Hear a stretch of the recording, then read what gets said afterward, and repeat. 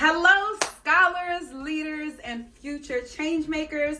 My name is Donna Rizzo, aka Rizzo. I am a multi-hyphenate with over 20 years experience in sports, media, music, entertainment, and marketing. And it's only in the last 5 to 6 years of my life that I have actually transitioned into becoming a successful creative. Before we get into what I do today, I just want to give you guys some background on who I am, who I was, where I came from, and how I actually got here. So first and foremost, I am born in Southeast Queens to a sanitation worker and a multi-generational retail worker at Macy's. And I say multi-generational because my grandmother worked there, my mother worked there her entire life, my aunt worked there, my godmom worked there. So the path was set up for me to work at Macy's. Despite all of this, I still put my all into my education. It wasn't until 7th grade where I got a recommendation from a teacher and a guidance counselor that career actually started to take a little shift. I was recommended for a program called Prep for Prep, and they prepared me and other leaders throughout the city for high school to compete at a higher level than what I had access to in my public schools in Queens at the moment. Things have changed tremendously since then, but my school was probably rated 2. So in 7th grade, I'll take a step back really quickly. In 7th grade, I started to fall in love with the Knicks, which is crazy because that was probably the last time that we actually were doing well, minus the mellow years. But we did really well, so I really love to watch basketball. Put that in the back of my mind. Oh, I'm a fan. I'm 5'2", and I'm not a man. I was not playing in the NBA. I get to high school, and one of the faculty members that I gravitate to, which is one of the few Black faculty members on campus, I started babysitting his kids, and then I found out more about his life and his career. He was on campus working as our strength and conditioning coach, but he also had a second freelance consulting career as a strength and speed coach with the Eagles. So I started to just learn a little bit more. Again, put that in the back of my mind. Then when I get to college, right, I go on to Vanderbilt University in Nashville, Tennessee. I chose the school definitely because it was a great program, right? I only wanted to go to top 20 ranked schools. And the school, when I went to visit, reminded me so much of my high school that I loved, that I said, I love this experience. It was away from home, which great. It was in a new environment. Even though my boarding school was not Queens, I still had my people there. You know what I'm saying? Vanderbilt was in Nashville, Tennessee. And that's a little country for the girl. But yet and still, I took that chance. While I was there on campus, everybody needed a little job. There was no way my mother, again, working at Macy's, was not sending me a little allowance. I didn't have a stipend. I didn't have a bank account that we shared. If I needed money down there, I had to get a job. I worked in the athletic department and learned so much. So because I had that on my resume, when I went to get internships, which are so vital to your career, please listen to me. Get these internships. They build your career, they build your status, and it's really going to help you to secure the job that you really want. My dream job is to work for the Knicks. So I applied for the internship, and let me tell you, y'all, I bombed that interview. That really broke me down, and I was like, oh my goodness, this is my dream job. I'm not good enough. So I wound up actually knowing someone through prep who worked at Major League Baseball. Now, I ain't a baseball fan, but I do know the benefit of having MLB commissioner's office on your resume. And so I took that job. It wasn't in any type of field, group, line of business that I wanted to be in, but I knew having that on my resume would just make me stand out even more. And so I was able to get another internship my senior year working at the NBA. And would you know, at the end of my internship, they were looking at me to potentially get a job as soon as I graduated. So you know me, I went to my senior year and lived it up. Let me add that. Make sure you have fun doing all of this, okay? Have fun, but make sure you stay on top of your business. If you're not getting those grades, if you're not doing what you're supposed to, if you're not building your resume, you don't have time for fun. You have time to go get an internship, okay? They were going to hire me after college. Lo and behold, there was a recession. 600 people were fired. That job was no longer there. But what they could do was recommend me to work where? Madison Square Garden. Do you remember a couple of years ago, my dream job was for the Knicks? I called and bombed that and thought I wasn't good enough. I worked 2-3 years after that, and I secured that job, not just with the Knicks, but at the company that owns the Knicks, Madison Square Garden. So I was working in analytics for the Knicks the Rangers, Liberty, Radio City Music Hall, all the concerts. I was doing my dream job right after college. And I remember on 2 different occasions, I had 2 males tell me, "Oh, you're smarter than you look." Sit with that. Okay. I was also told in another meeting, as they're bringing in creative pieces and I'm giving my input, "You're more logical, you're not creative." And so I took that to heart and I said, "You know what, Donna, you're not the creative type. You're so smart. Smart people are behind the scenes. The creative people are the jovial, the exciting.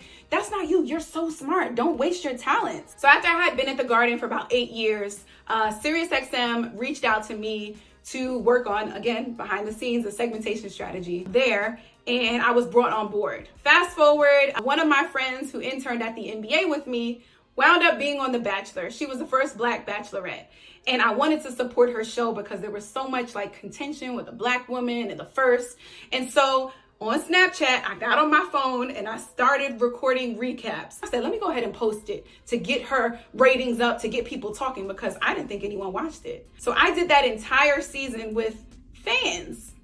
I let that go away and said, there's not a career in this. So then fast forward, while I'm at SiriusXM, I unfortunately get into a car accident and I am on medical leave, which means I could not go to my job. And it was in the summer in New York City. And I know you guys are young, but summer in New York City as a young adult cannot be matched. So all of my friends were out and I was stuck in the house. And the only thing I could do was watch television. And so I go and create this new page and I'm posting my recaps, again, using Snapchat filters on my phone. No light, no mic, just going. Week after week, I start seeing more people build. I start seeing more people following the account. More people are talking and I am staying consistent week after week. Y'all, within 2 years, this page exceeds my personal page. I'm starting to get cast members to follow me. People are DMing me. I've got production teams, producers, everyone who's on the back end are telling me how much they love my content. And so then I say, maybe this is a thing. Maybe people want to see me. That's crazy. So while still creating and working on my content, building my audience, expanding now over to YouTube to start monetizing it, I'm also excelling in my current job, getting promoted in the strategy and the marketing side of the business. And I'm also working with our employee resource group to create events in person for Black History Month, Black Music Month, and for Women's History Month. I'm a booking agent, I'm a creative, I'm a producer, I'm in marketing. I'm just doing a lot at the moment. But again, never pushing myself to the front because I'm afraid to promote myself because remember guys, I'm not creative, I'm smart. Then one day while working from home, the summer of COVID, I get a DM from one of the producers who follows me. Fast forward 3 months later, I had a 1-show contract. Immediately after that 1-show contract, the EP, the executive producer comes up to me, hugs me and says, "We'll see you for the next show." I then get another contract to do a 2nd season with them. All the while building my own audience. At that 2nd show, they asked me if I want to host my own show. Yes, I would love to host my own show on television. Did you have to ask? So I wound up hosting my show. Then they asked me to co-host another show. And then I do another season with them.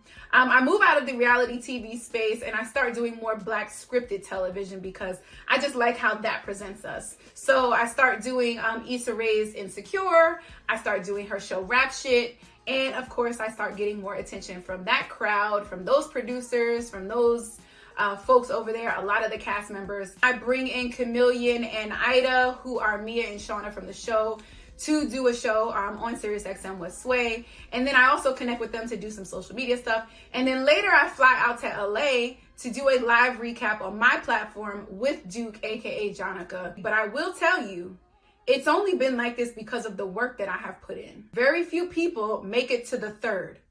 That means consistently doing the 3rd version of whatever, the 3rd recap, the 3rd piece that you put out, the 3rd YouTube video, the 3rd partnership. Very few people get past that 3rd, and even less get to that 3-month mark. So the fact that I was able to put in 2 years before someone came to me, actually was like a year and a half. I don't want to say that. But 2 years until I was on television, and then another year until I was hosting my own show. That speaks volumes. I know one of the questions that Miss Crusoe asked was a day in the life. Let me tell you, it's hard. I work a 9 to 5 at SiriusXM in Pandora, Monday through Friday. That 9 to 5, as anyone will tell you, is not a 9 to 5. You are working from 9 until. Immediately after, I am either live recording a show, I am editing a show. Edits can take me up to 16 hours, and that's only because I've gotten good at it. Every single day is accounted for. So I know that my steadfastness, my commitment to myself, being consistent, and being a smart creative is really what got me here today. I was told to open it up to questions, but I can't see you. So if you do have any questions, I can definitely answer them in a follow-up. So reach out to Miss Crusoe or any of your teachers, and they will get back to me. But please, please, please do not stop. So many people drop out 3 weeks, month 3.